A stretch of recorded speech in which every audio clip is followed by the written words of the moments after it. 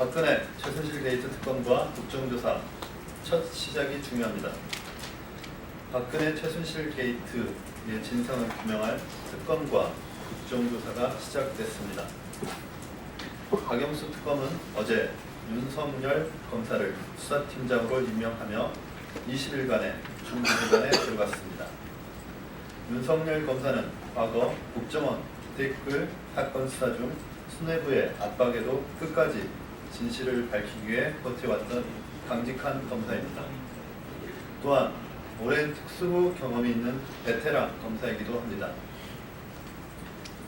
박근혜 대통령 대면 조사, 김기춘 전 실장, 우병우 전 수석에 대한 구속 수사 등 검찰에 미진했던 부분이 많이 있습니다. 박영수 특검, 윤석열 검사는 관련자들이 준엄한 법의 심판을 받을 수 있도록 반드시 성과를 내야 합니다. 야당 탄압, 공작 정치의 괴수 김기춘, 우병우를 반드시 구속해야 합니다. 또한 국민의당은 국정조사에서 끝까지 진상을 밝혀내겠습니다. 어제 김수남 검찰총장의 불출석과 같은 사건이 다시 발생해서는 안 됩니다. 엄정한 국정조사를 위해서는 증인과 참고인의 출석이 반드시 전제되어야 합니다. 국민의당은 국정조사를 위해 국정조사를 통해 많은 의혹들을 밝혀낼 것을 다시 한번 국민께 약속드립니다.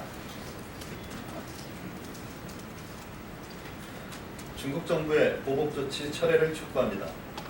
중국 정부가 롯데그룹을 겨냥해 세무조사, 위생 소방 점검 등 전방위 압박을 시작했습니다. 롯데가 사드 배치 부지를 제공한 데 대한 보복 조치라고 의심하기 충분한 상황입니다.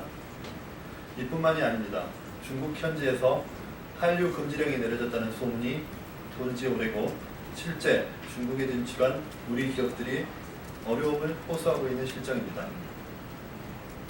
사드 배치 결정과 한일 군사정보 보호협정 체결 이후 중국의 보복 조치가 도를 넘고 있습니다.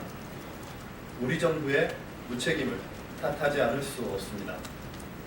우리 정부는 중국 정부 항의와 보복 조치가 예상됨에도 어떤 대응도 세우지 않고 사고부터 친 것입니까?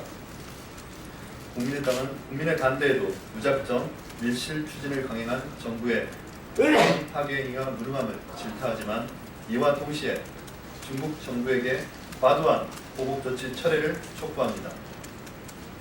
사드 배치, 한일 군사정보 보호 협정 등의 문제는 우리 정부와 중국 정부 간의 외교 협상을 통해 해결해야 될 문제입니다.